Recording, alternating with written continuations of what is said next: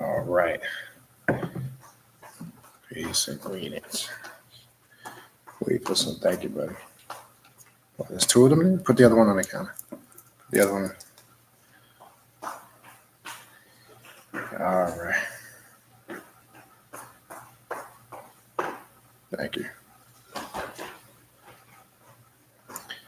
All right. Peace and greetings. Just going to wait for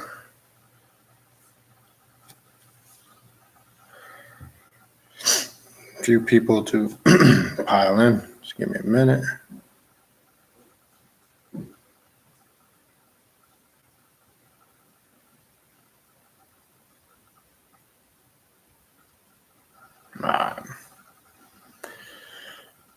All right, peace, people. Just give me a few minutes. We just, as you know now, whoops, sorry about that. Now I'm just randomly doing lives. Not really planning them or putting them out there early like I used to, because I'm that kind of not working right now for the schedule. So I know some people emailing me. Yeah, I think I'm gonna go live on Instagram too. Hold on one second.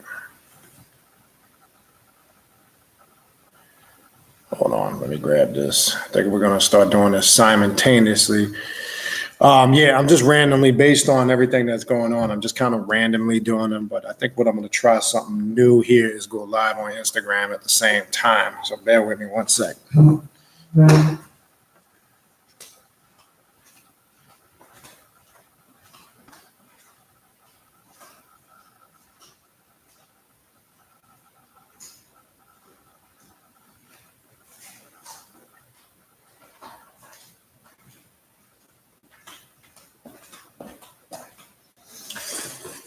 I'm gonna try this. I'm gonna try something different here. Just kind of test it out, see how it works. I'm gonna try to go simultaneously live on both platforms. See how that works. Try something new. Where's the shit at? All right, here we go. Let's see how this works. All right, so hit that. All right, here we go. Gotta be so. There we go.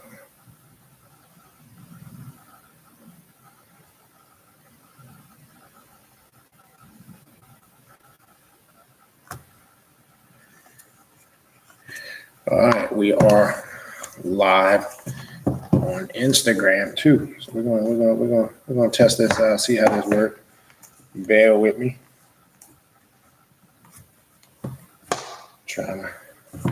Trying to get some of the kinks out.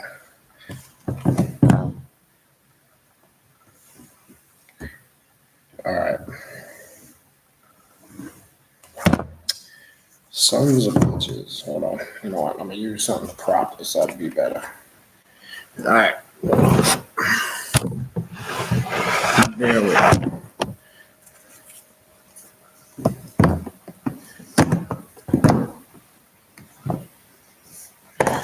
Nah, that ain't gonna work.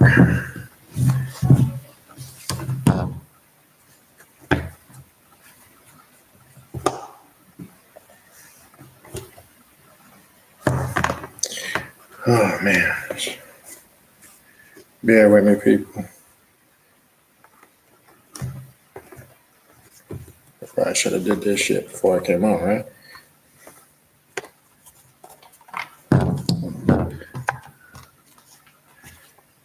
Again, I'm struggling with this shit. All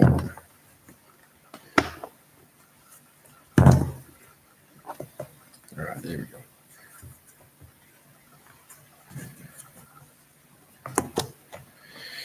All right, see if it stays now.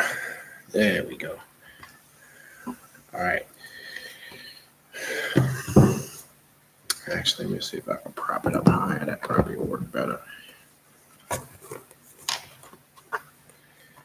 All right, give me a sec.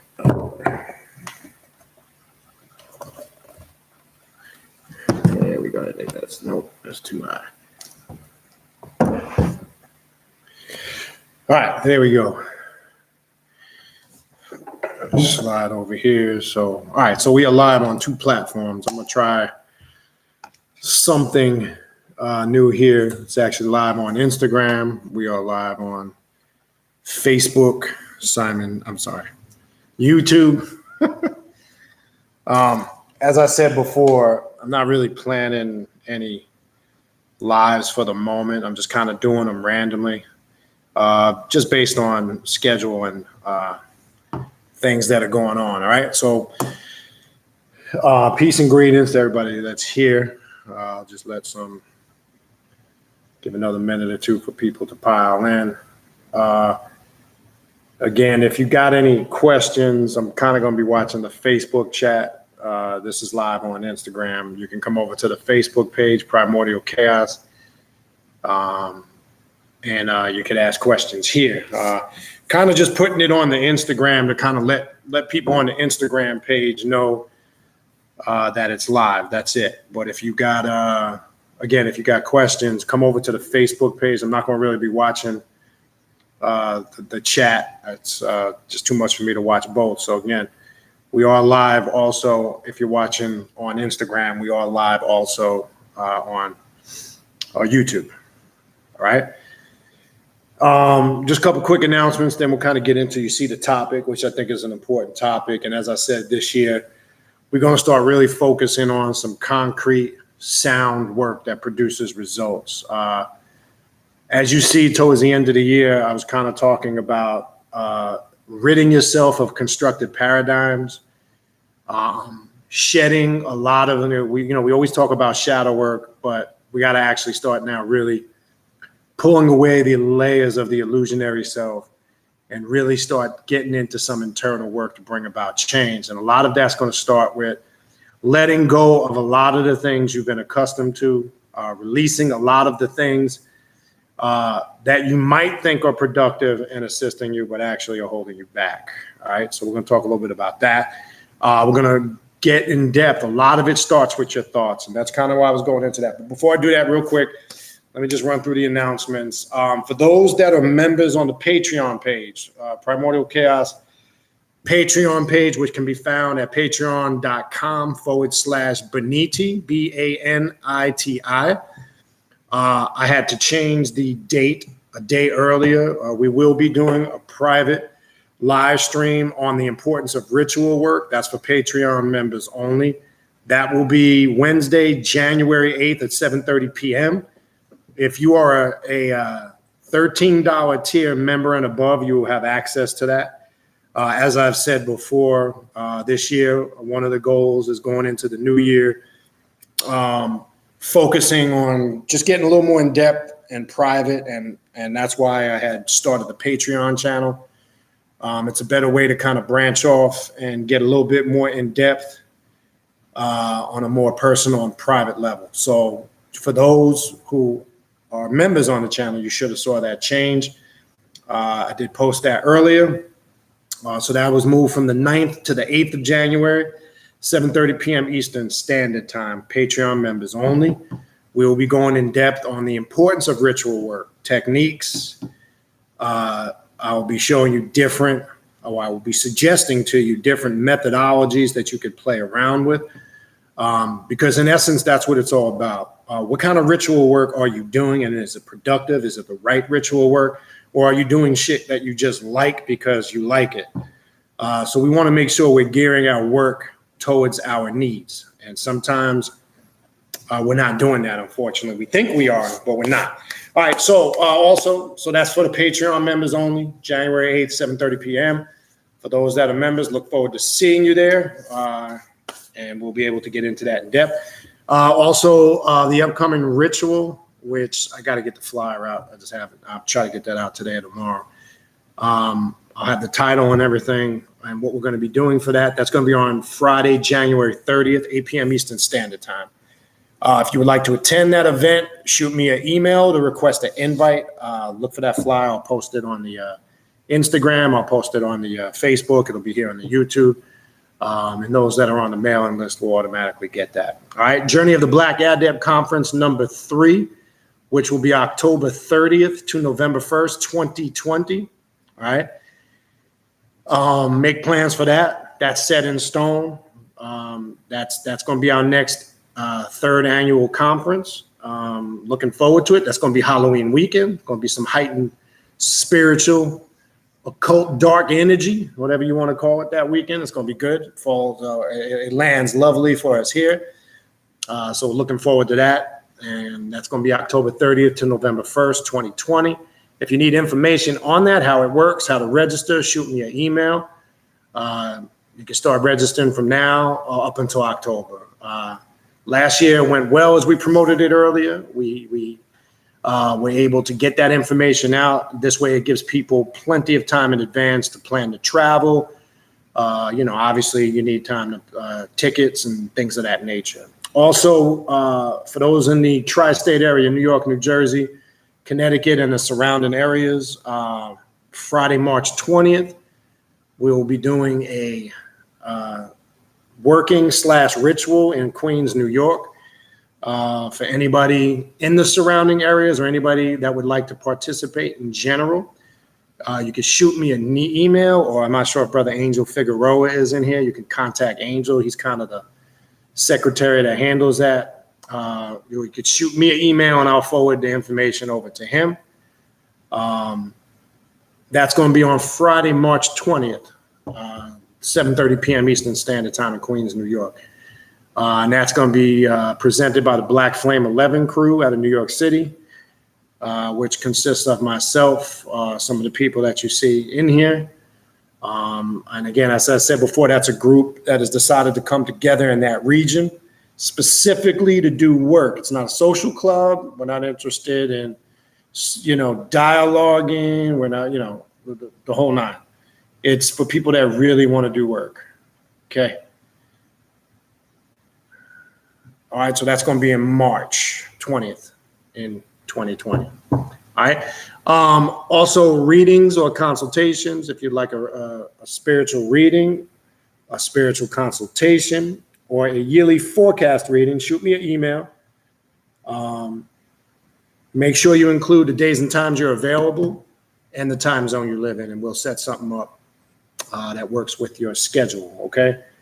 Also, for those ordering the Chaos Oil, if you ordered this week, I will be getting those orders out tomorrow.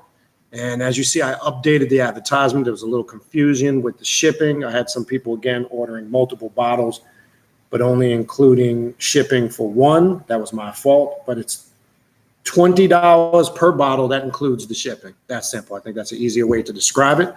So if you order one bottle, I'm just going over this just so there's no confusion. I know it might sound basic, but unfortunately, I just want to make sure we're clear.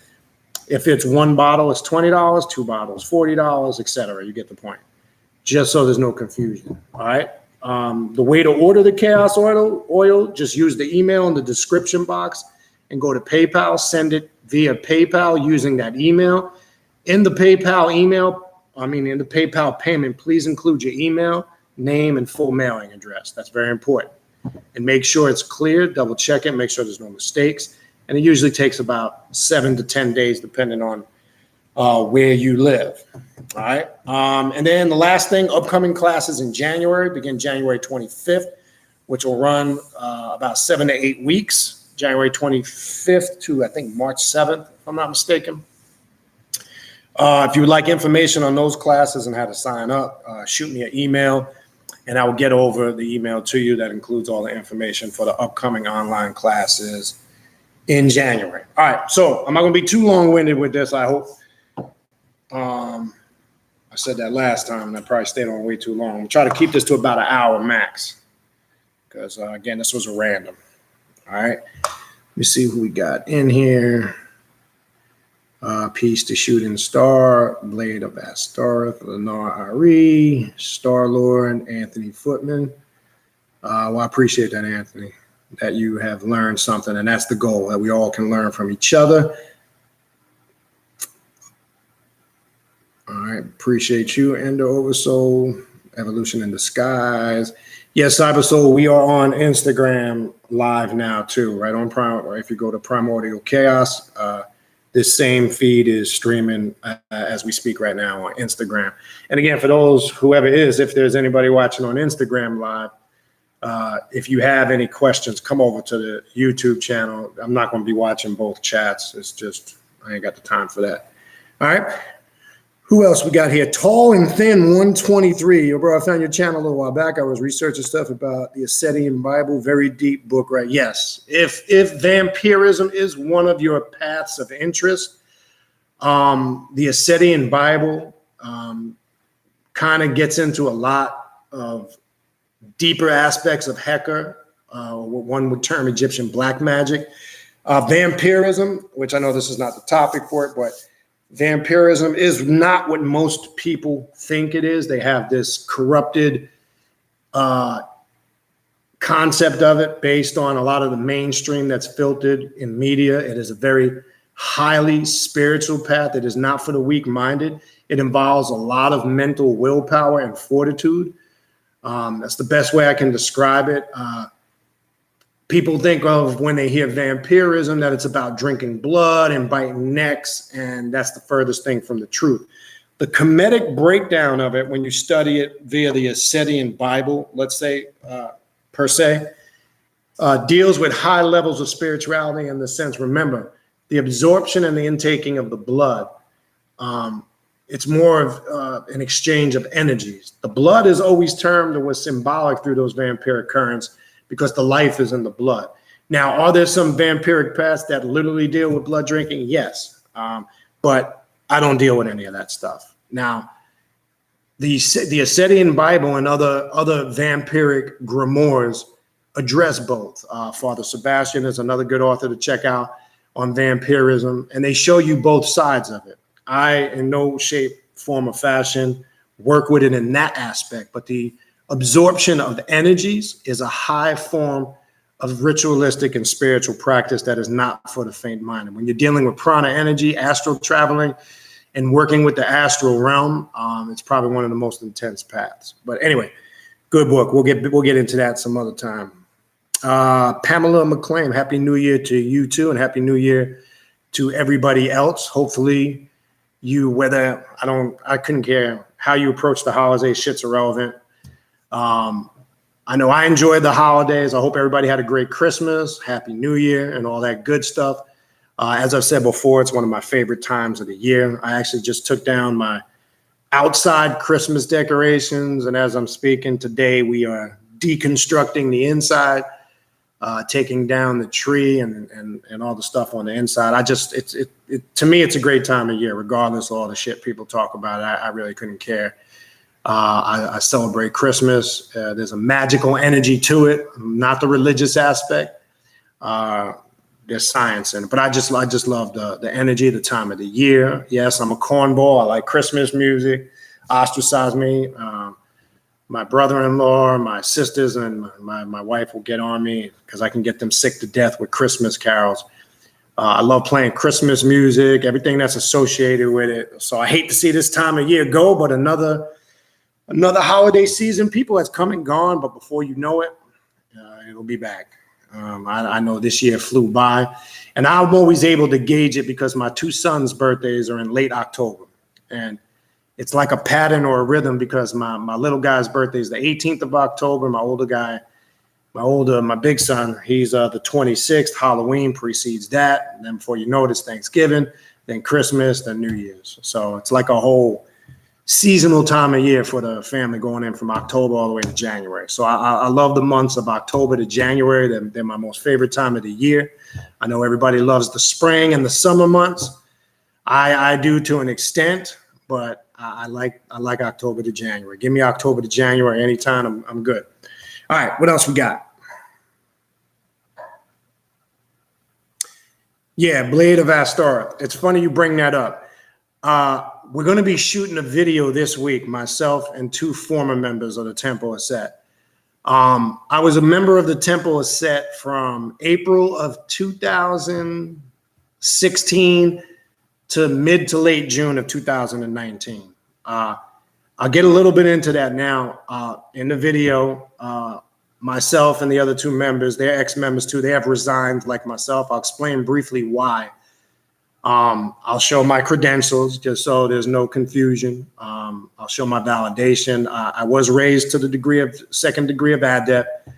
One of the reasons why I resigned was this channel they claim posed the conflict. The problem I found with the Temple is set. They want to pretend like you have the liberty and freedom to be the God you're destined to be, but only if that's in accordance with their personal ideology. I found as I traveled through, it started out great. My recognizing priest was a fantastic individual, but when I got involved on a local level here in the state of Florida, I started to see all the politics and the bullshit. The person named Justin, I'll just use his first name, that was running or is running the pylon here. I don't know. I'm sure he still is. I just found out that he was very inadequate in what he did, very biased, however you want to pronounce it. And he had a very tunnel vision aspect of what he thought magic was. And if you didn't kind of agree with it, that along with his big ass ego, thinking he knew everything, was too much for me. So that differences with the local pylon and then differences with the administration kind of had an issue with what I do here in the channel. In a polite way, I basically was like, fuck this, you can go fuck yourself. I'm just going to resign because I'm not going to have anybody tell me what I can and cannot do. There are 2 other local members here. That video will be posting soon, so I'm not going to get into too much of it now. It's a video we've been trying to plan for the last 5-6 weeks. But schedules were clashing. Obviously, it was holidays, busy time, but we have scheduled that for this week. So we will get more in depth. You'll get a little more information on that. Again, just like everything else in life, there was good and there was bad. But it made me learn my lesson. After stepping back from being a part of mystical organizations for years, I vowed to never do it again. So I kind of put myself in that situation. But after that, I will never go back to doing that. I would never be a part of any group on any level ever again. I thought the Temple of Set was going to be different. It started out like that. But then I started to see the same bullshit. Cliques, hierarchy, ego tripping. This one thinks they know more. And mind you, I went into that for almost never announced who I was, what it is I knew. That wasn't my intent. I honestly went in there to learn, to gain the experience. But again, I'm not going to have nobody tell me what I can and cannot do. You can kiss my ass. But again, in the video we're planning to shoot, we're going to get more in depth with 2 other former members. And we're going to explain why we resigned. And I think it needs to be put out there, and not just to bash the local pylon here in Florida, which was horrible. It's the best way I can put it. And I can only say that based on my experience. And again, the individual, I'll use his first name, Justin, was straight cornball, just straight cornball. And, you know, there's more to it. I know he was the one that really was the facilitated trying to get myself and some other members kicked out, but he thinks I'm stupid and I don't know that, but I know that. But we'll address all that. So I was basically given the opportunity to have some type of hearing, which I know is bullshit, or I could voluntarily resign. I chose to voluntarily resign. I'm not going to go through that bullshit. Again, as I said, nobody's going to tell me what I can and cannot do. You can kiss my ass. That's basically how that works. But anyway, Blade of Astar, since you asked that question, that's the brief breakdown.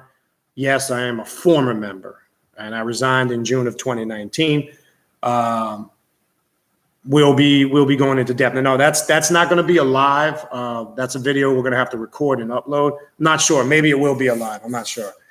But look out for that. That'll be coming soon. All right. So I'll save that, but good question. All right. Okay, Mom. Yeah, I think we did your reading yesterday.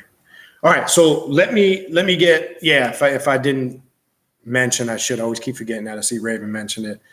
Yeah, make sure you subscribe to the channel. Also hit the like button. It expands the channel out on more platforms. It reaches more people, more likes, more channel spreads out in more search engines. So please hit the like button. All right, so before I get sidetracked, I'll go back into the chat. Again, I want to try to keep this to about an hour.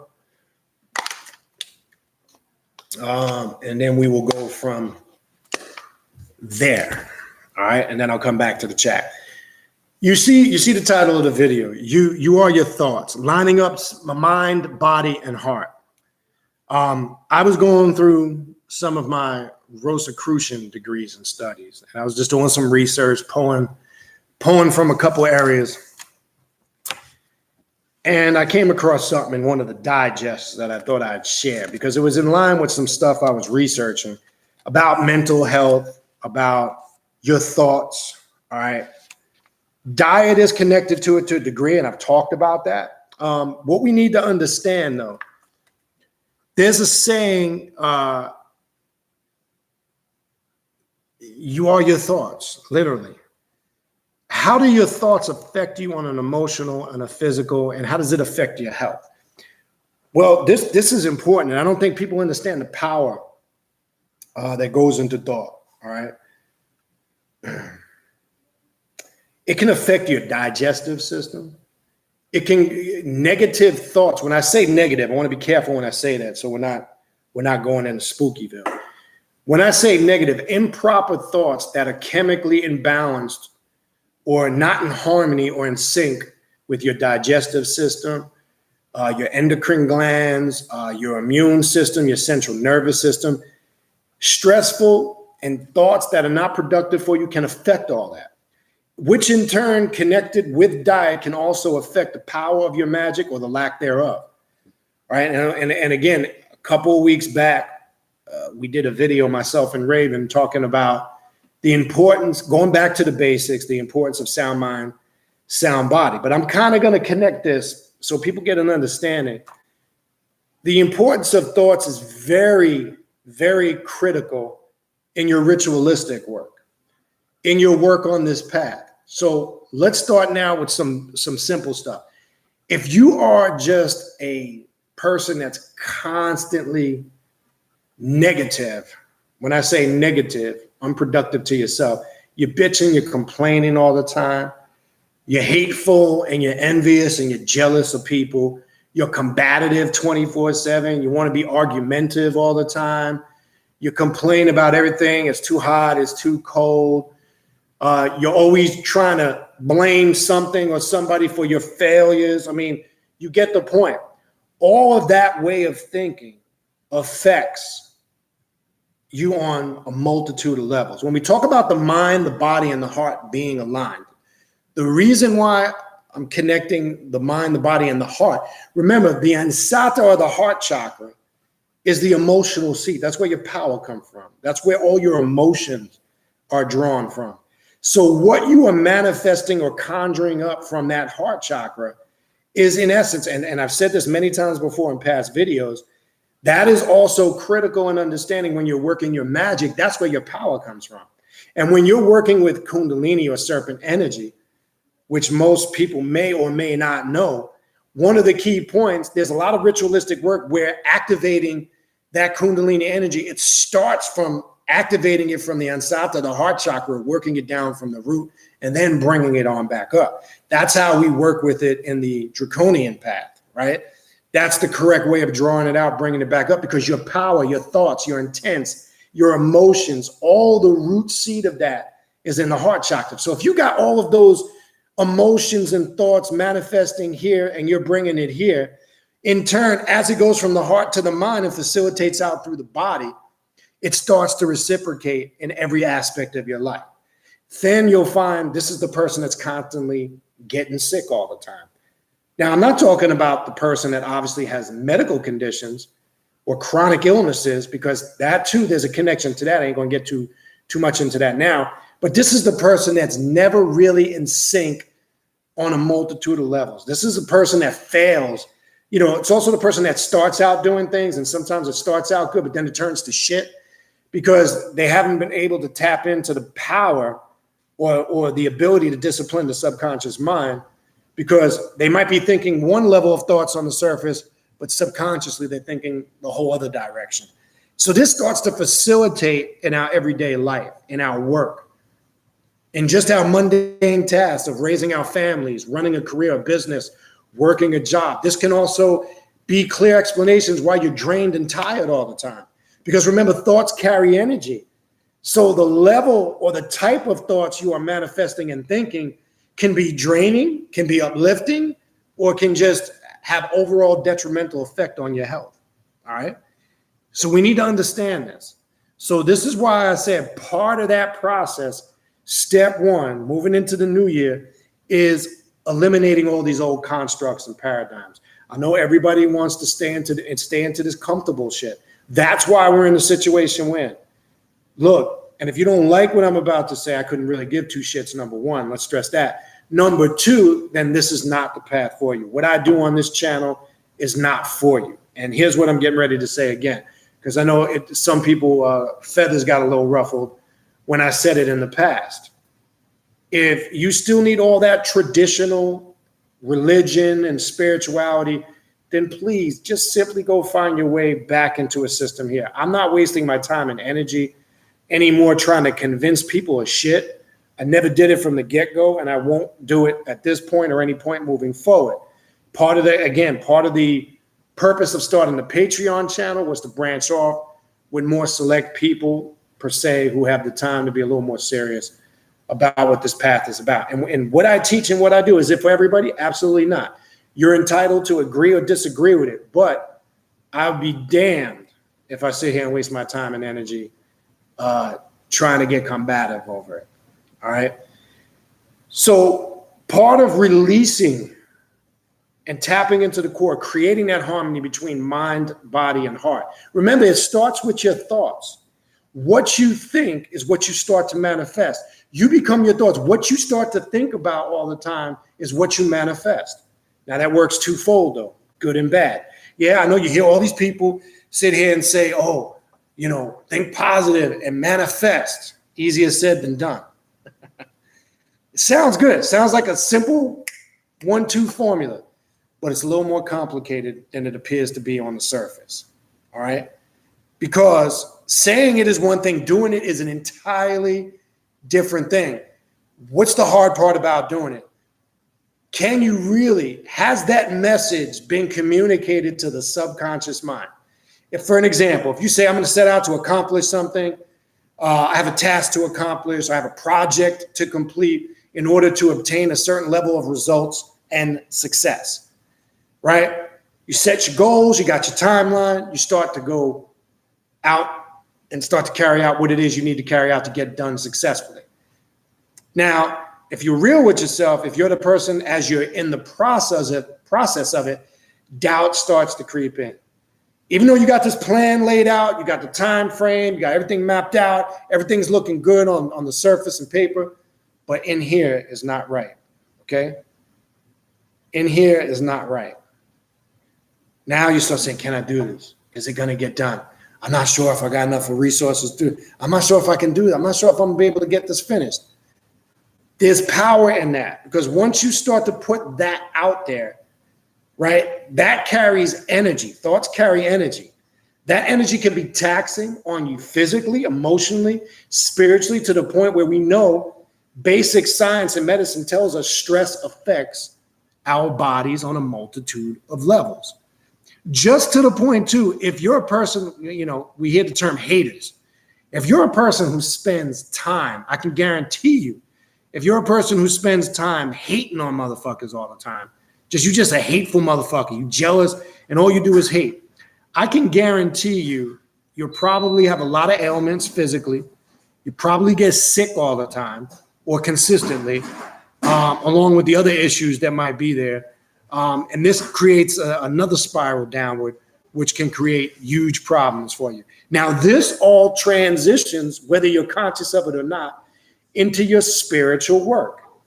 So this is an explanation. Some people, and I'm sure not just me getting it, hearing it in emails, talking with people, I'm sure you guys get this from people you know. How many people do we know say, man, I've been doing this for X amount of time, or I did this ritual, this work, and nothing's happening. I'm not getting any results. Nothing's working. It's not that what you're doing or carrying out isn't working. It means there's something wrong with you. There's something that's not functioning right within. Because I know I've, over the years, have given sound work to people, and some will come back and say, I did it, this happened, or this didn't happen, or it didn't work to the fullest, or it didn't work. And then as soon as we have a discussion and start digging deeper, there's something deeper at play. It's not per se the work, especially something that has been solidified and proven. It's sometimes the person carrying out the work that is the issue, and we don't sometimes see it because we like to think there's nothing wrong with us. Just because you carry out a ritual very robotically, you follow the instructions, if you took it out of a book, you do everything perfect detail. But if this ain't right and this ain't right, it don't matter if you mimic something from a book to perfection. It doesn't mean anything. Because if the mind, the body, and the heart are not in harmony and sync, your intent can most definitely not be focused. That is a fact. Trust me when I tell you. Your intent in no way, shape, form, or fashion is focused. Okay? You might think it is because you could set out to do that work, put it in place, put it out there. As soon as it's done, the doubts, the concerns, the worries, the fears, the anxieties start kicking in. And then you want to know why nothing happened, why I didn't get no results. As I've mentioned many times in previous videos, we always finish our work with on this path, so it is done, right? Where lighter systems or paths say, so mote it be. We don't use that term on this path. So mote it be means I'm leaving it in the hands of some unforeseen spiritual forces. You're basically saying, I don't know what's going to happen. I don't have no control. Let be what be. That's a poor approach to magic. When you say, so it is done, you're saying, I am the God, the magician, the adept over this work. I command it so, and so it is done, and I'm leaving the shit there. I'm done with it. With the utmost confidence, okay? There's a difference in that. That very little action in itself, there's power in that you may or may not be able to understand on the surface. So I will get a little bit more into that on the Patreon live feed on Wednesday night. But you will understand the importance of that because performative utterance and invocation, when done correctly, not just reciting a bunch of words that sound deep and heavy and using dramatics to do it, that's not going to do shit for you. When you're doing ritualistic work, is it really coming from the ansata, the heart chakra? Is it coming? Matter of fact, I see Brother Don Costin here. Don Cost, to belay that Star's question earlier, Don Cost and Raven, they are the other two ex-members that we're going to be doing that video on the Temple of Set. And we're going to be doing that again sometime in the middle of next week. And we'll have him coming on probably the week after that, doing something on geometry. All right? But you'll get the full breakdown on why we're not affiliated with that more. There'll be some fun humor in that too. You'll probably get entertainment from that one, unfortunately. There's some funny ass shit we'll be going over. But anyway, so the importance of this, the thoughts, and this is why I want to back up to something I was talking about earlier that I didn't really finish with before I forget, and I don't want to finish with not going over it.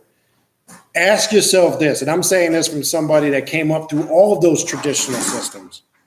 Palo, Ifa, Santeria, Kemetic mysticism, all of those things, Egyptology, studying the Sumerian doctrine and philosophy, Hebrew mysticism, Judaism, Christianity, Islam, all of those or anything connected to those constructs or paradigms is only going to get you so far. I know, look, you don't have to agree with this. I don't care if you do. I'm just letting you know this is where we're going.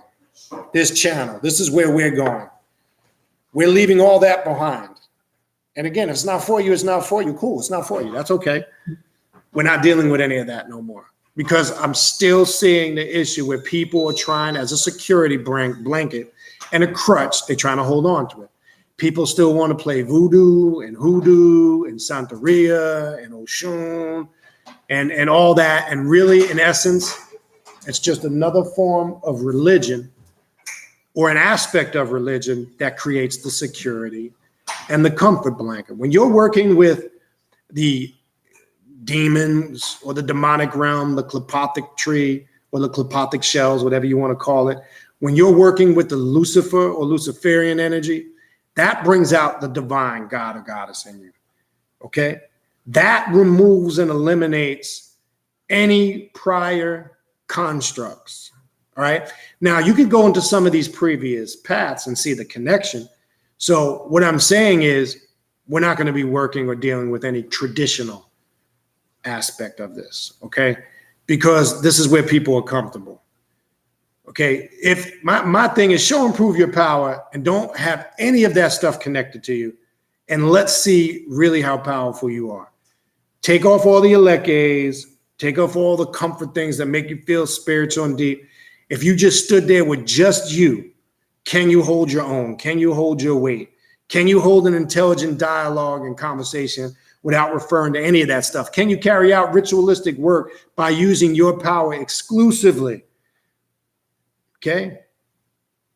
Now, the issue with that to some is going to be no. Okay. Because at some point, the student must let go of the teacher's hand and become the teacher or the master themselves.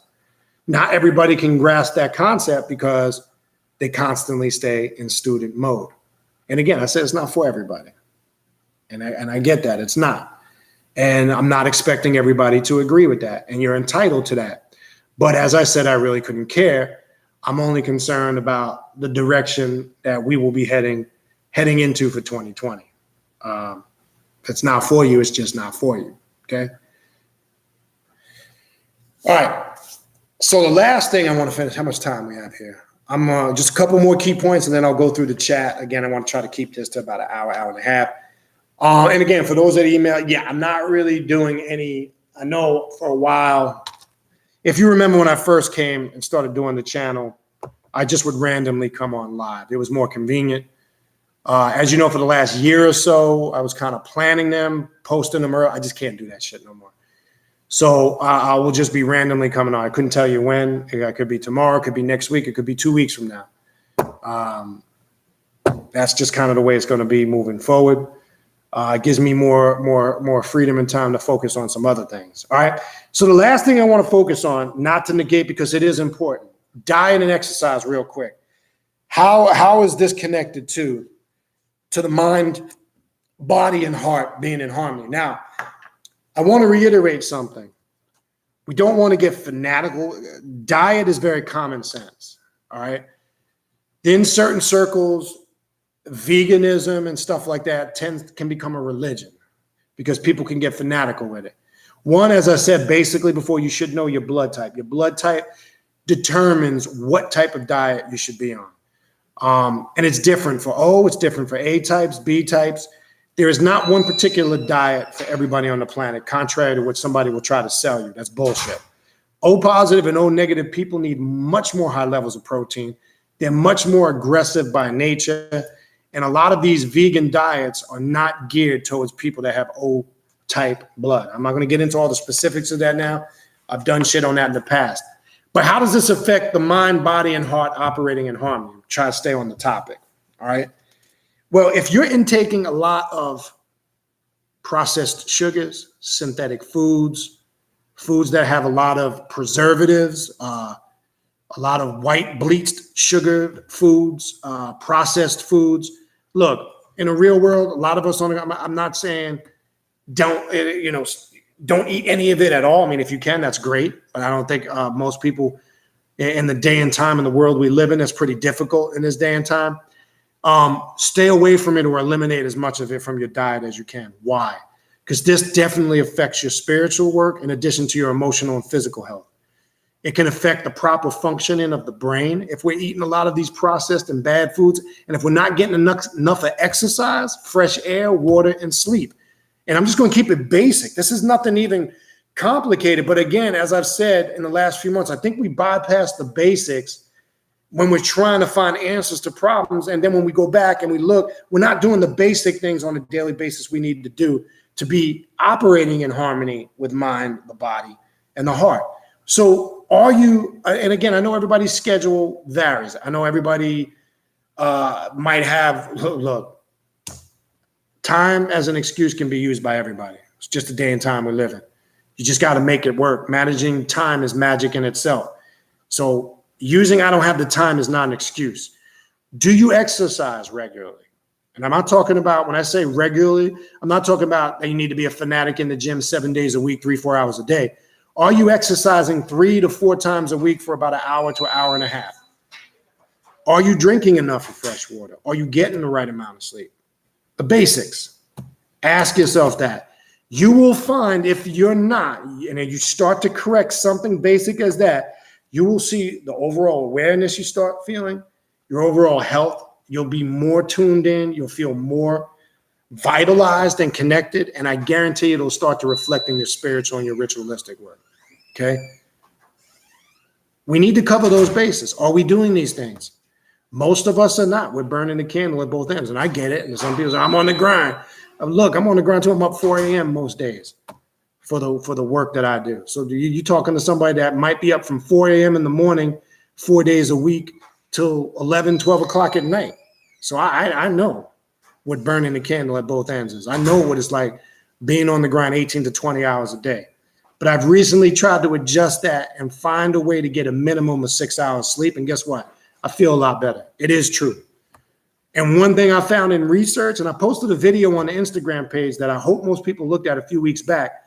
And I can't remember the dude. It was some doctor in India, and he was breaking down how you're not getting, you could be taking supplements, eating right, exercising, working with all these different types of herbs. But he said, if you're not getting the right amount of sleep, none of that shit works.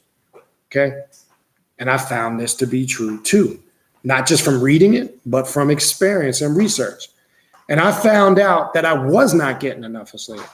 And now that I've changed and started adjusting that in the last month and a half or so, I definitely feel the difference. I want to pass that on. As basic and simple as that may sound, I guarantee a majority of us ain't doing it. Now, there's a flip side to that, because your biorhythms and your body can get out of sync. Then there's some lazy motherfuckers that sleep all the time. That's not healthy either. If you got to sleep 10, 11, 12, 13 hours a day, there's something wrong with you. Your body's out of sync. Now, that could be in the diet area. That could be in the exercise area. It could be a multitude of reasons. It's just we need to look at these things. Let's attack the basics first before we get super spooky. You know, people want to levitate, and they claim to be healers, and they travel the astral realm, and they create parallel universes, but they out of shape and their diet is poor. That, to me, there's a disconnect there. That doesn't resonate with me. If we're supposed to be living examples of what it is we do, it should reflect in our everyday life. Okay? It should reflect in our lifestyle, our successes.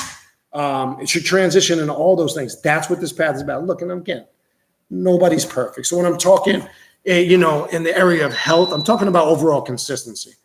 I'm not saying, look, as a man, you need to be Mr. Universe, and as a female, you need to be, perfect with no flaws. That's not what I'm saying. Let's not take it to the extreme. But there should be a level of overall consistency in the areas of basic functionality on this path. And some of us don't have it. Let's keep it real. And some of us are not doing it. And some of us are bypassing it, and we want to go into the deep, heavy shit, but we ain't even got the basic mundane stuff connected and in order. All right? So it's important. Mind, body, and heart is in sync. You are your thoughts. What you think, you become. If you think you're a failure, you will fail. If you think you can't get something done, you will not get it done. I can promise you that. But if you learn to train the subconscious mind through repetition, that's why I said at the end of your ritual work, when you say, so it is done, and you put it out there with confidence, and you constantly repeat over and over into the subconscious mind, this will happen. I will get the result that I desire. But it's not just about saying it. It's about doing all the things that need to be done to get you to that point. Okay? So that's kind of where we're at with that. I just wanted to run down that real quick. Let me go through the chat. Let's see what we got. We'll finish up with questions here and wrap it up. All right, let me get some water here.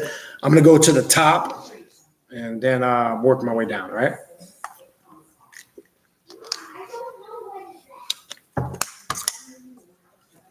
All right, let's see what we got here.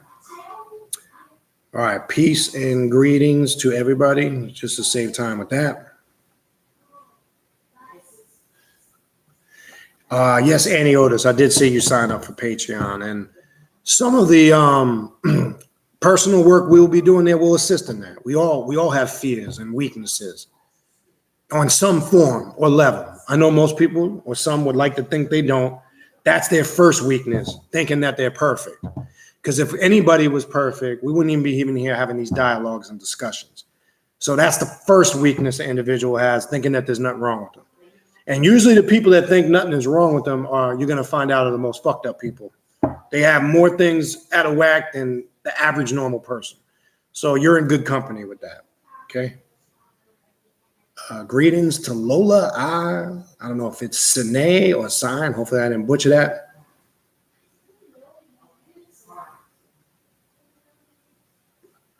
Okay, what else we got? Okay, I think we answered the temple set question. I'm going to save that for that video upcoming. Tina, not Tina. I'm glad you caught alive. Shooting star. I'm not sure. How do you get into it? I'm not sure if you maybe type something further down. I don't want to speculate. Angel Figueroa, who's in the room now. I see Angel here in the chat. He is the person you want to contact for Black Flame 11 workings. The one we have upcoming in March. Just side message him or direct message him. And he could, or shoot him an email. He could send you his email information. Shoot him an email. That's if you want to get involved with the work that we're doing in New York City. The next working is coming up in March, which is the 20th of March, which is a Friday. Contact Brother Angel, and he can kind of, give you the information you need there.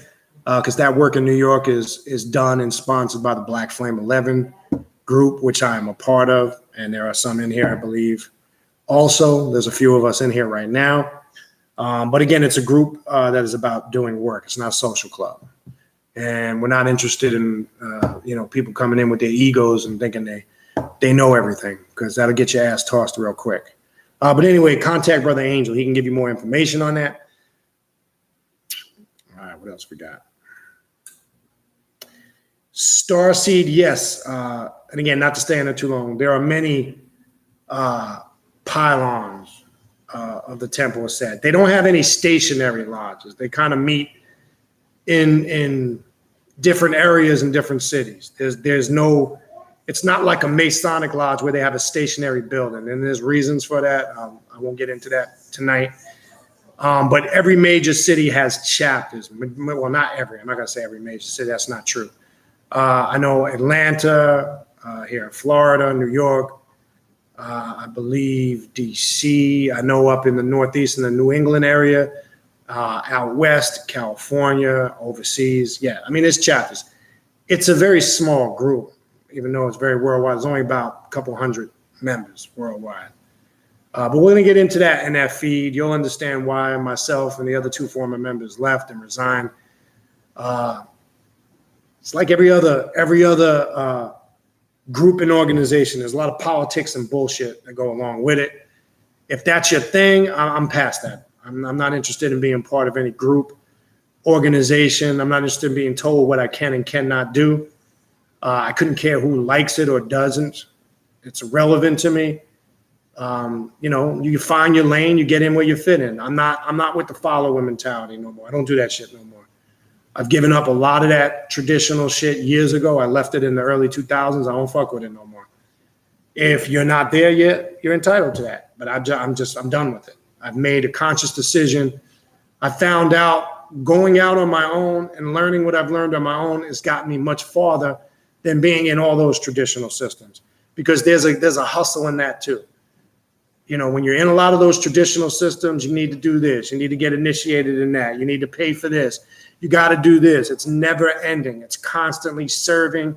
And I also found out there's a lot of hustle in that too, because if you don't need a lot of these people in the hierarchies of these groups, organizations, and systems, then the money stops coming in. So if I don't need to be initiated in this, I don't need to do that no more. That's money coming out of their pockets. So if I keep a system in line where it needs to be done this way, and you can't go outside of that because that's not the right way to do it, according to, that's where the bullshit comes in. But anyway, all right, what do we have here? What else?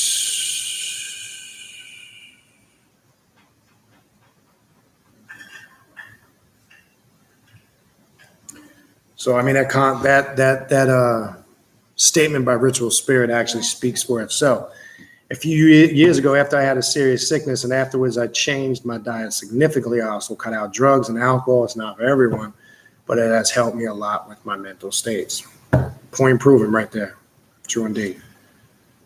I don't even really think there's anything to add to that. Okay. What else we got?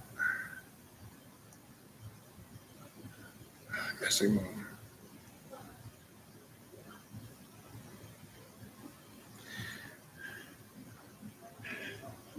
Yes, and okay.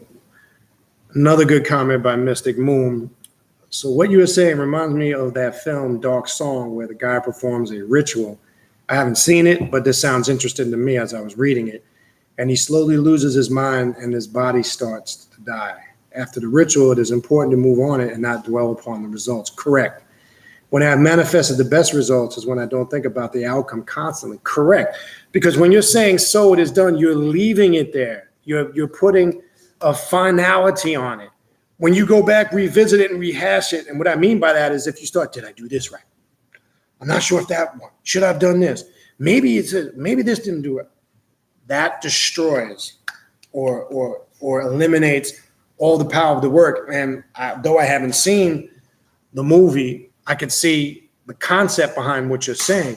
This is what it also means. That's a basic breakdown of what it means when somebody's tapping into ritualistic work that they're not prepared for, mentally and emotionally.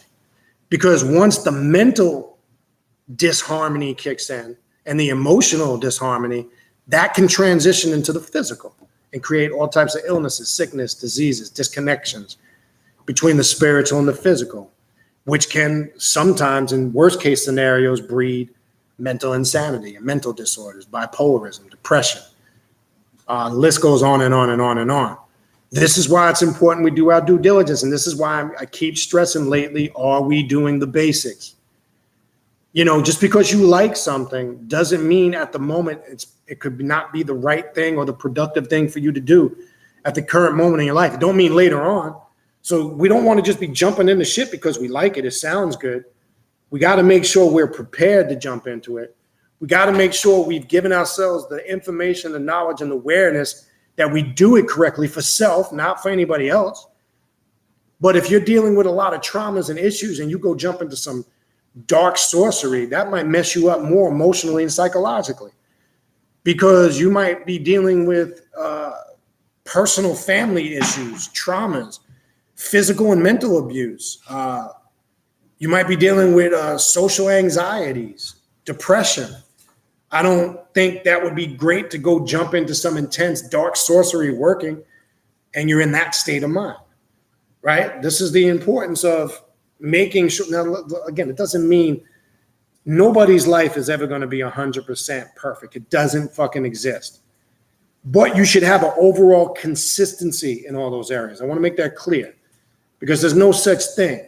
Anybody that thinks they're perfect, that's their first mistake, thinking that they're perfect, okay? That's step one. And as I said a few minutes back, anybody that thinks they don't have anything wrong with them, that was their first mistake. And they're usually the people that have the most fucked up things about them, or the ones that don't think there's anything wrong with them. Trust me when I tell you. And I'm sure you guys can relate to that. All right, what else we got?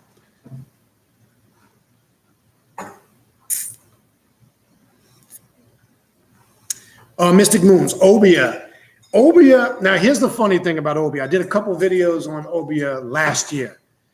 Even though it kind of falls in line with those African pantheons or African traditional spiritual systems, there's not a lot of information out there on Obia. There are some books. They're very basic. As I've mentioned before in previous videos, I do work with Papa Bones as a form of the adversary to a degree. Now, you can look at Obia on the surface and get a little bit lost because it looks like there's some traces of Apollo there, Ifa, Santeria. There is certain levels of Catholicism and religion that have crept in there. It also depends on if we're talking about Obia from Trinidad, Jamaica, or other areas. It is various different. As I said before, in Trinidad, believe it or not, they incorporate the aspect of Kali, the Hindu goddess Kali, into Obia practices. And anybody from Trinidad could probably relate to that. People may or may not be familiar with that. So just like any other spiritual system, there are different aspects of it, slightly depending on the school of thought, or as we call in Ifa or Santeria and Palo houses. There might be some aspects in how the traditions are carried out. And I want to make this clear, okay, in all those systems. What I was talking about earlier, it doesn't mean that you can't garner any power from them systems. That's not what I'm saying. What I'm trying to make it clear, and I'm saying this from somebody that was in them for years. So I'm not just saying this based on my opinion. I know what it's like to be up under tatas and be up under santeros and babalawos and deal with all that stuff. The problem is I felt that it only gets you to a point where if you don't decide to take that full commitment, let's say to be a priest or a priestess or a babalawo, or to become a polero full-time and have your own gacha, to me, it's not completely necessary. I can't really express that because it's my own experience and my own journey. Others might have a difference of opinion in that based on where they're at in their spiritual journey, and that's fine. What I am saying is that becomes the problem. We've now become some, not all, some have become very religious with it. And this is where it creates an issue. Where you can't do this. It has to be done like that. You shouldn't do that. You shouldn't do this. That's the part that I've left alone. So if we're working with any of them aspects, the way I work with it now, the average traditionalist would say you can't do that. And I say, I don't care. I can. How do I know I can? Because the results is the only thing that matters. It doesn't matter what you're doing if it's not in accordance with somebody's traditional concept of it. Are you getting results? And if you're getting results, don't let nobody tell you you can't do that. So I'm saying that I can only speak for myself. I'm saying that based on I get the results in what I do, and that's all I care about. I don't care if it's not in line or in agreement with what your personal concept is. You're entitled to your opinion, but it's just that. It's an opinion. Your opinion is not necessarily a tell all, be all. That's it. But anyway, so what else we got here? Okay, tall man, I think I kind of just answered that in the same question with the obia. Nothing wrong with Palo or making Ocha if that's a path that you've made a conscious decision to go through. If you looks like they're going to cut off. I guess there's a limit on the Instagram feed, huh? All right, so those that are on Instagram, you're gonna have to come off of there. I guess since it was my first time doing it, feeding it there. They're gonna cut it off in 4 seconds. You're gonna have to come over to the YouTube live, right? All right, so that one's done. Okay, so we are just now on YouTube. I guess I just learned something new. I guess you can only stay on for an hour. It looks like live on Instagram, and after that they cut it off. I just wanted to try it.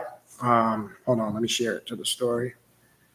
I just wanted to try it because I never did it before. I just figured I'd test it out. So learn something new. But yeah, I think I kind of answered both of those questions kind of together without seeing your question, Troller Man. Same thing applies the way as described in the Obia. And I still deal with certain aspects of it, but not from the traditional sense is what I'm saying. And again, if anybody makes that conscious decision to do that, that's on them. I don't deal with any of that. All right. What else we got? No, that's not a disrespectful question. Dopes 13ES. See, when we're saying the word demon, let's first address that. Demon has root in the Greek word daemon. And you always see me spell the word demon D-A-E-M-O-N. The word demon in English that we're familiar with comes after the fact, monotheism. And when I say monotheism, Islam, Christianity, and Judaism is what made that word have the connotation that it has today, the description that people are familiar with today. The word daemon or demon, which comes from the ancient Greek, just means the higher self. That's what the Greeks were referring to. When you're studying Hermeticism, and you might also see the term agathodaemon, which is another term you'll see in Greek Hermeticism, right? So when you're saying you're working with demons or daemons, you're talking about connecting with the higher self, because within your personal daemon are a multitude of personalities. The archetypes or the spirits or the demons, they reside within the subconscious. You have to access them via your psyche. This is what it means in Hermeticism or the Hermetic principles of Tahuti. All is mental. Mental is all. The universe is mental. So in a sense, is she a demon in that sense? Yes. Is she a demon in the sense that how Hollywood movies, media, and the internet portray demons as some monsters and evil entities that go around terrorizing and destroying people? No. And I'm not saying that's what you meant when you asked that question, but I'm just putting that out there now for everybody who's watching. So she is a demon in the sense, or a demon in the sense that she connects you with your higher self. She's also looked at as a gateway deity, all right? And there's many different aspects or forms that one can connect with the Holy Death for spiritual, mental, and physical purposes, right? You could work with her and open up pathways or roadways for financial success. I like to work exclusively with the black aspect of the Holy Death because I like to work with it as a bridge with the spirits of the dead. I like to work with the black magic aspect of her.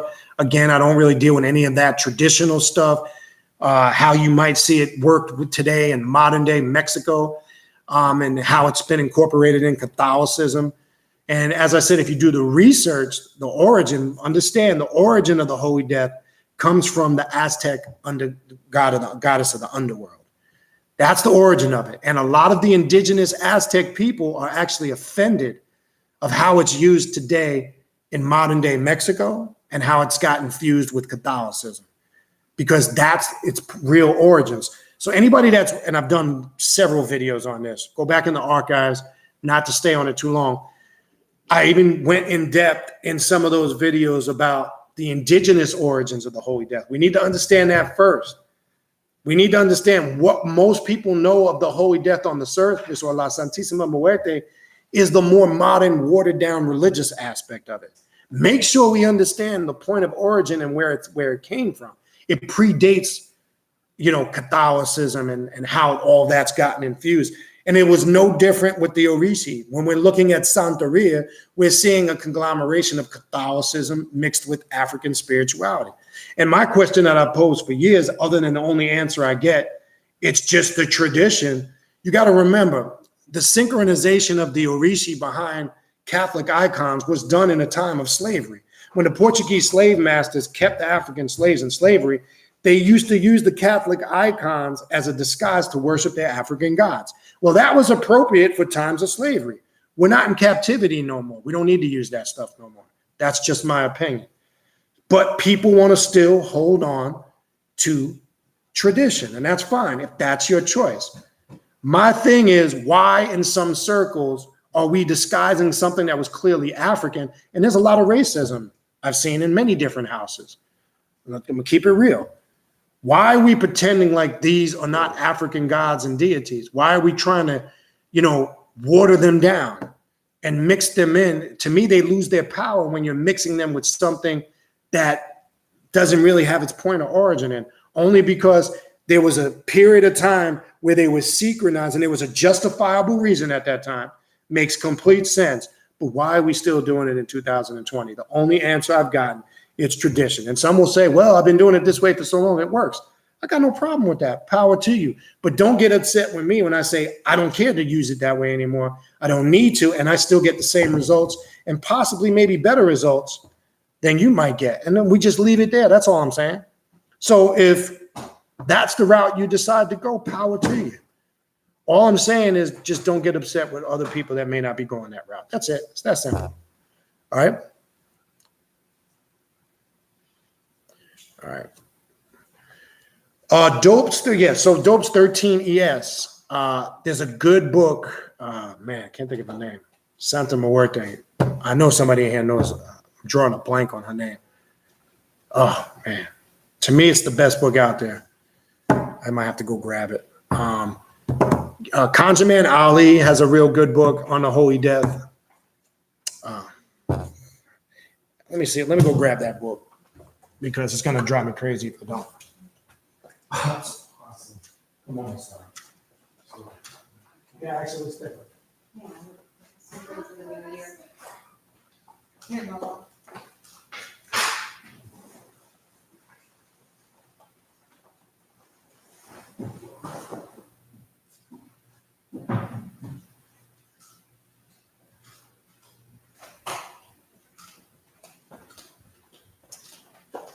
Okay, I got her name, Tracy Rollins. This is just my opinion. There's a lot of books out there on the Holy Death.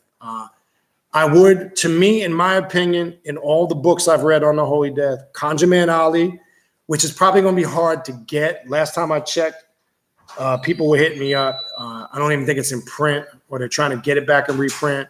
They were selling it on Amazon for ridiculous amount of prices. And then this book here, which is available by Tracy Rollins. To me, this is a thorough book. The reason why I say Conjure Man Ali's book and Tracy Rollins' book are the best, because they're two of the few books that go in depth, in detail of the indigenous origins of the Holy Death. This book is detailed in ritualistic work, how to connect, how to build altars, if this is a path you choose. So I would suggest this book to you if you really want to get some good ideas or some information on how to work with that particular archetype. All right.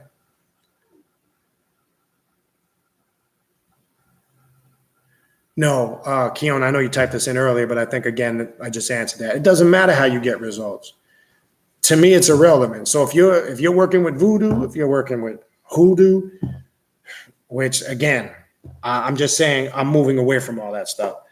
Doesn't mean you can't work with it. It's just I won't really be promoting a lot of that stuff in the sense of, because I'm saying that because I've seen in the last couple of years, when we're trying to gravitate into other areas of spirituality, it seems like people still want to come back to that. And what that tells me is there's some security blanket there.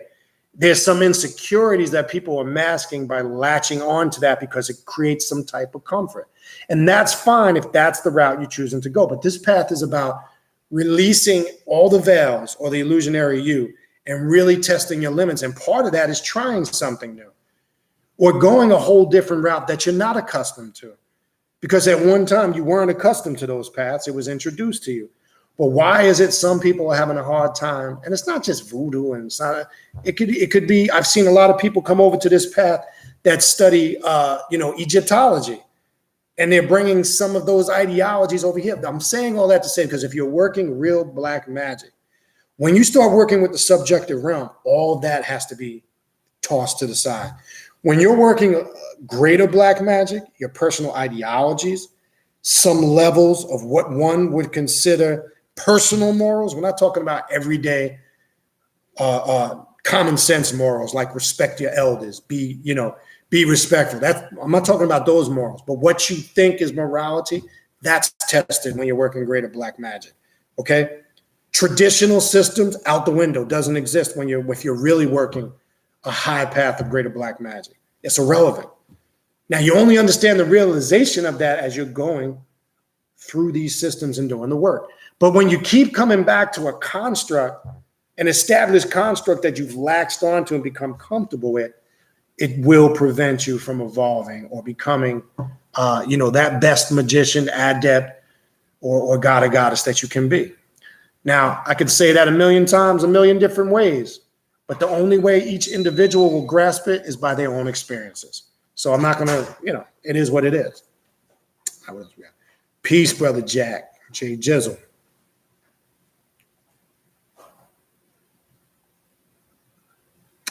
Mystic Moons, that is true. In sleep, the body heals itself. That is another important. Now, also keep that in mind. Look, as I said earlier, there's sleep. Now, look, we know there's some other people that suffer from sleep deprivation or insomnia. That could be brought on too by a lot of high levels of stress. And a lot of those things we were talking about, thought patterns, thought forms. Right? We have to connect this to spiritually and how we're doing our work. And this will be the telltale of the results or the lack thereof that we're not getting. But yes, that statement explains itself. In sleep, the body heals itself. True indeed. Oh, shit. Hold on. Skipped on me.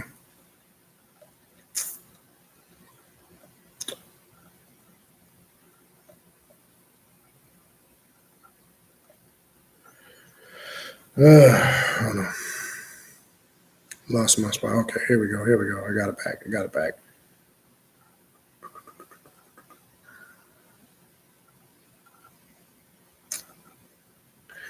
Amir Abdel Fattah.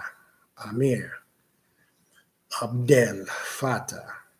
No. All right. Anyway, how do you connect with your inner demon? Kind of all these things that we're talking about. But step one, and probably the most important, is doing shadow work. That's how you start.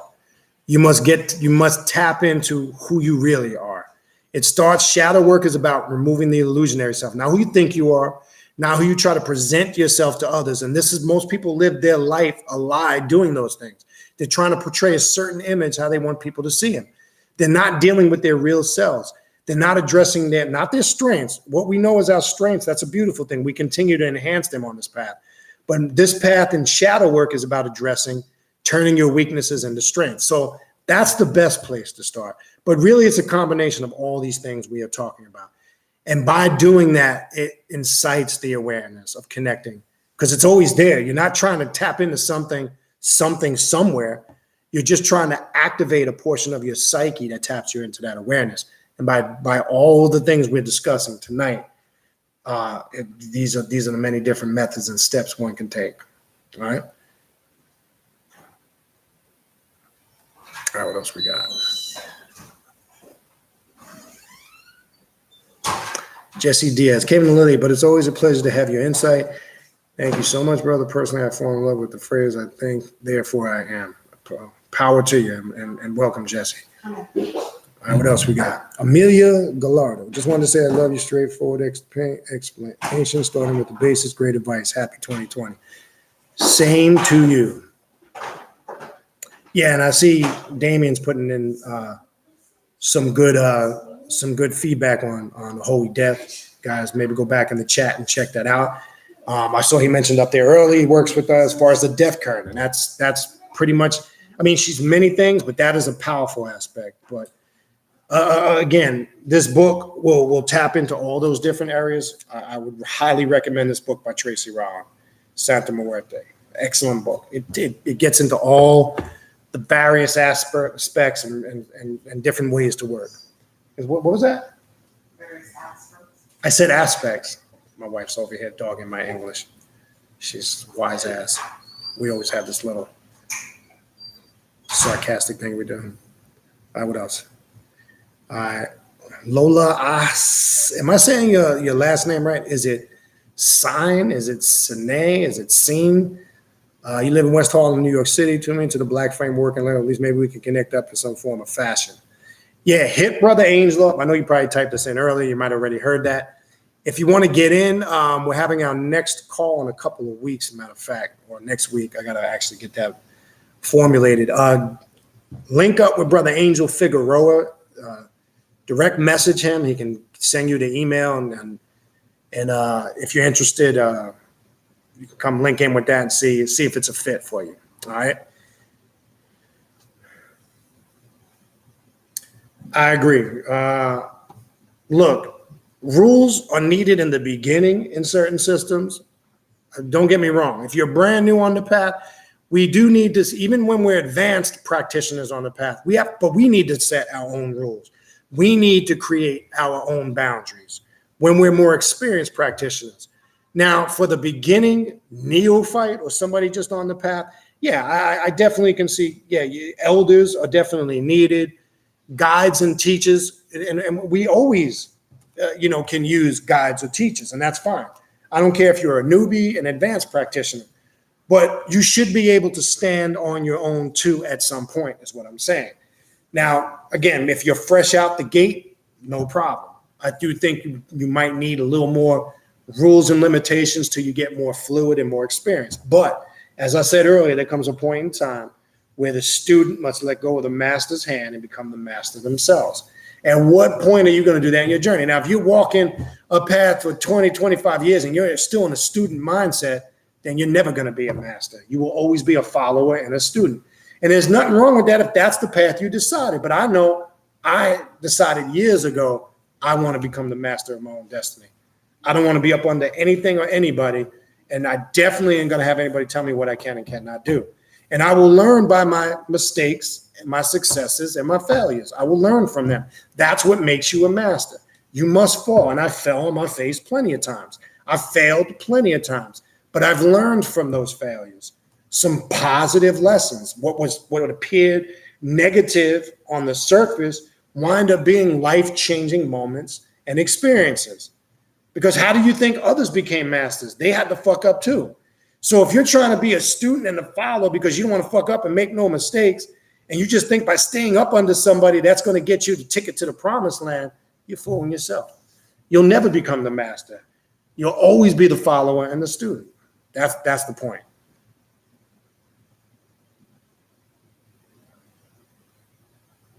Soul therapy terror. Cool. Glad you listening in and giving that advice to your son. It's a good thing. Yeah, Damien, I agree. Tracy Rollins' book is very well written, thorough, and she probably has more work in there. I mean, granted, she's been a practitioner and a devotee of the Holy Death for a long time. So, and to me, it reflects in her work. And that's why I recommend it for those who have an interest in educating themselves or if they want to go deeper and actually work with that spirit. It is a very powerful spirit. It's a very volatile energy. There's a dark side to the Holy Death. There are lighter aspects to that spirit, no different than working with some of the other energies on this path as far as levels of intensity. I found this this is just my opinion from my experience and my work. If you ask me to best describe two energies that are very similar, I've said this recently and I'm going to say it again. To me, Samael is like the masculine form of the Holy Death and vice versa. I found in how I work with them and how I connect with Samael and Santa Muerte, they're very similar in nature. That's the best way I could put it. And I've embraced probably those two archetypes more than any, and especially Samael as of recent, which a lot of my work has led me, and talking about it now, I just get chills and goosebumps and because of the profound experiences I've recently had with Samael in the last few months. It's the most beautiful, intense, powerful energy that I've ever worked with, experienced. It's such a rush and influx of emotions. It's made me really, really tap into, when I talk about shadow work, but on a whole nother level, it's made me realize a whole bunch of things that, and I consider myself to a certain degree experienced, 20 plus years in doing this, I found out there's still much, much, much more to learn. And I found this out or got a certain level of awareness in a lot of recent ritualistic work the last few months that I was doing with Samael in the form, the aspect of the angel of death. Very similar energy. So I kind of look at Samael as my papito, as father, and I look at Santa Muerte as the mother aspect. It's my own personal approach. It's something that works for me when I'm putting my mindset in a certain form so I can connect with the energy via magic. This is just my perspective and how it works for me. I'm just sharing that, not saying that approach and that mentality is going to work for everybody else. But I found recently of how this has all come and shaped together for me has been transforming and powerful. Okay.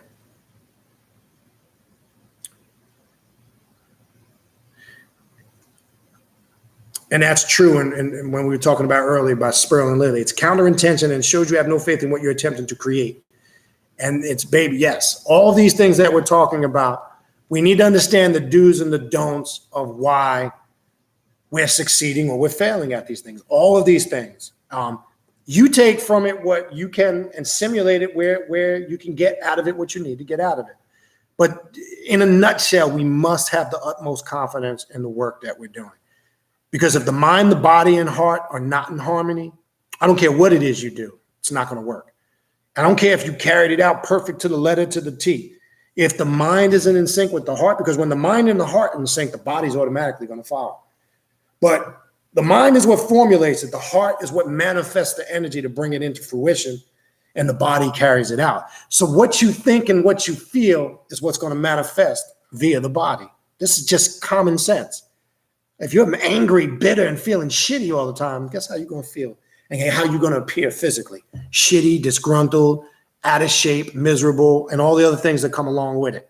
See, the beauty of this path is why we come on this path is because we're not coming on this path because we want to put on all the trimmings that come with it, the dark robes and the amulets and the talisman and the candles and the incense and the statues and the altars. And I love all that stuff. And I have tons of that stuff. Love it. But I also know that it goes deeper and beyond that. The purpose for coming on this path is to become the best possible you. And I always mention this, and I'll say it again. I call it mastering the 5 P's of the left-hand path. Principles, the 5 P's. Your goal is to master yourself spiritually first, then mentally, emotionally, financially, and physically. Okay? These are your goals. This is why you should want to be on this path. You want to become the most profound and successful in those areas of your life. That's why you come on this path. Because when you have harmony functioning in all those areas, that's when life becomes wholesome. Does it mean you're going to have problems? Of course you're going to always. There's always going to be shit coming over the horizon. We call it chaos. A pep will always find its way into your life. But guess what? You now have the tools and you're better equipped to make order out of your chaos, where chaos doesn't consume you no more. You now, like Set, control a pep or chaos. This is how we become the adversary. We don't worship the adversary. There's a difference. All right.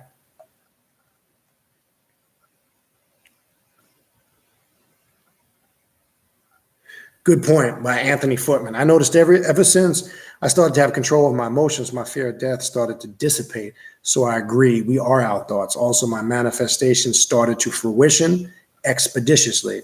Enough said. That's how powerful thoughts can be. Thoughts can be uplifting and thoughts can be destructive. They can create and they can destroy, right? If you go back into I believe it's the pyramid text where it talks about the deity, some pronounce Ptah, some say Tar, P-T-A-H. It says Tar thought himself into existence. What is that talking about, right? It talks about, it's trying to break down how things first, before they are created and brought into existence physically, they must be formulated on the mental plane. Well, there's a science with that in magic. We must go into the subjective and formulate the thought. And or if you want to say, create the vision that we need to on the subjective and visualize it and see it just how we want the result and the outcome, so we can bring that into the ritual chamber and manifest it into the objective in our everyday lives. That's the importance of it. That's how powerful thoughts are. Okay. So I don't know how any other way I could put it. All right. Soul Therapy Tarot. You're right. I just started on my path 2 years ago and I have to try and research on my own. It seems everyone wants to charge you to ask them a question. Look, let me say this. This channel's been up for a few years now. I think since 13. It's been up about 5 years, 4 or 5 years or whatever. No, 5 or 6 years or something like that, whatever. There's enough of content on information on it. And as you see, I do the best. Like, look, I can't stay on here forever and answer everybody's questions. As you see, if you go watch all my videos, when I'm doing a live format like this, for the most part, as long, occasionally you get the knuckleheads you got to kick out the room, which is very rare. We only get a few of them here and there. But I do my best to pretty much, answer people's questions to the best of my ability. Can you get to everybody and answer everybody's question? Absolutely not. So, but yes, the only thing is, like, again, people will send emails. I can't get to everybody's emails and questions on the email level. But if we go deep, and that's the only reason why on the side I do consultations and readings, if we take it on a deeper internal level where you need more sit down time, that takes my time. So only thing, again, that I charge for, obviously, is time, because it takes me away from other areas in doing things. So I just get compensated only for my time in those settings. But here, for the most part, people are free to ask what they want to ask. Again, I know you probably typed this in. Shadow work, Pamela, is the best place to start as a beginner. Start there. Start with stuff like the Philosopher's Stone, the 7 Hermetic Principles of Tahuti, and any books that deal with uncovering the shadow self. You should always begin there in a nutshell. That's the best place to begin on this path. Yes, there is a video. I've done a couple of videos on Obia and Papa Bones specifically. If you go onto the channel in the archive, go back about, I'm going to say 8 months to a year ago, maybe. Just you'll see it. You'll see it in the titles. I'd suggest, and if people haven't seen that, go ahead and check that out. Soul therapy, yes, there's many videos. Is Lucifer the God of the Bible would be a good video in reference to what you're saying there. There's another video I did a while back. There's nothing or nobody coming back for you. The only God you can depend on is you. Just look at the titles. There's quite a few videos addressing that religious mindset or paradigm that's been keeping us mentally indoctrinated. There's a lot of videos on that. Just go into the archives. I'm sure you'll find plenty. Yes, Damien, there's a recent one breaking down paradigms. I'm going to say about a month or so ago, I was talking about we must break from all of these constructs or paradigms or traditional systems. It's the video is titled something, breaking the system of constructed paradigms. Yes, it's something along that lines. I mean, the title may not be exact, but that was done recently in the last month or so. Check that one out.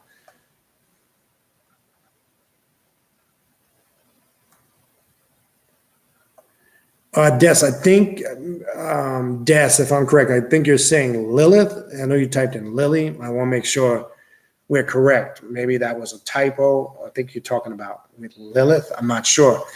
As far as Lilith or any other deity, it's not mandatory to light a candle every night for anything or anybody unless you feel the need to do that. I'm not sure what aspect or how you're working, and I'm assuming if it's Lilith. I'm not sure if that's what you meant to type in. It's a misspell. If you feel to keep that energy connected within yourself, that's what you feel to do, as long as if you're doing it in that sense, that's fine. But if you've read that somewhere or somebody's telling you that, and like you need to do that as some form of religious obligation, I would say absolutely not. And as far as karma, we have to, again, remove from our minds the religious concept of it. Okay, karma is just simply cause and effect. It's that simple. Because if karma was, if you do something bad, it comes back on you, right? Well, that's not always true because, one, perspective is what determines what's right or wrong, good or bad. And because what we might perceive as good or bad may not be good or bad to somebody else. So that has to be tossed out the window. You could take somebody like Jay-Z, right? And then there's only one way to follow this up. And I said, I'm using Jay-Z because he's a popular figure that most people are familiar with. He hustled up most of his money to get his empire pushing dope. And if karma was that fanatical breakdown religiously, then he should be buried somewhere deep in the pits of religious hell somewhere, because he probably destroyed a lot of lives and killed a lot of people to get to where he got to go. Now, am I saying that, condoning that? No, let me be clear. I'm using it as an example. Maybe there's more to it that we don't know about. Maybe he had more of a deeper intent. I'm just saying that. I'm not justifying it. I'm using this as an example.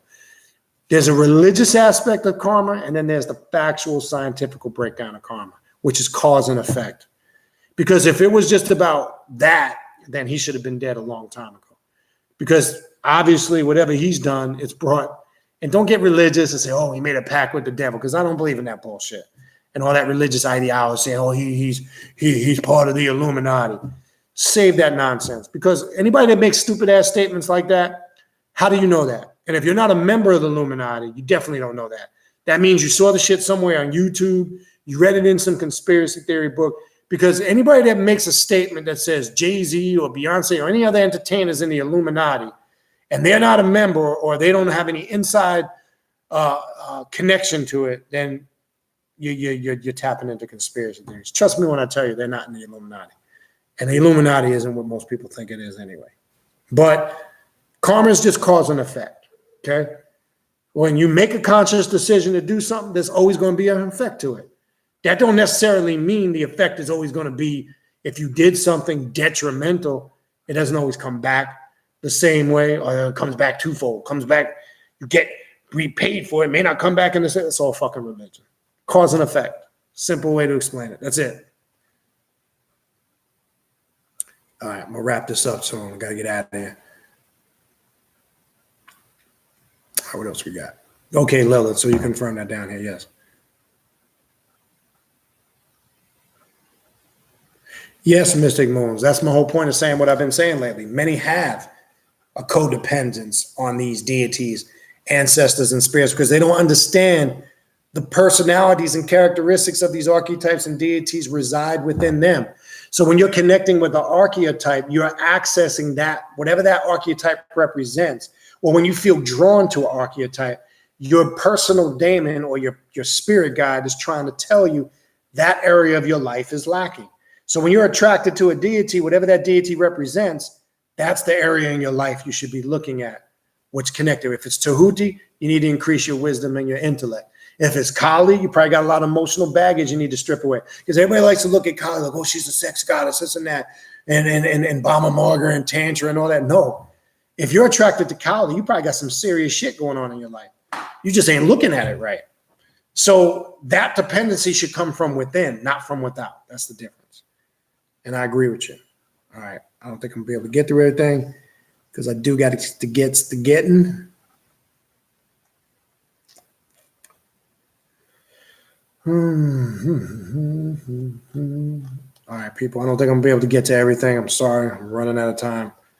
All right. I'm going to leave it there. I know I didn't get to everybody.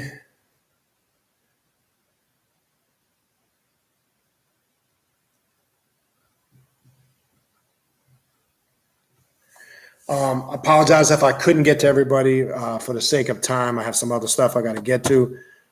Real quick, just quick reminder, if you are a Patreon member, the Patreon Primordial Chaos, it's patreon.com/Baniti, Baniti, on Wednesday night, 7:30 p.m. for Patreon members only, tier 2 and above. You must be at least a $13 a month member and above. You'll have access to the live feed.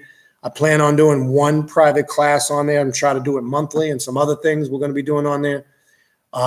It'll be a smaller group as it starts to expand. I know it's going to start to get bigger. It's slowly starting to expand.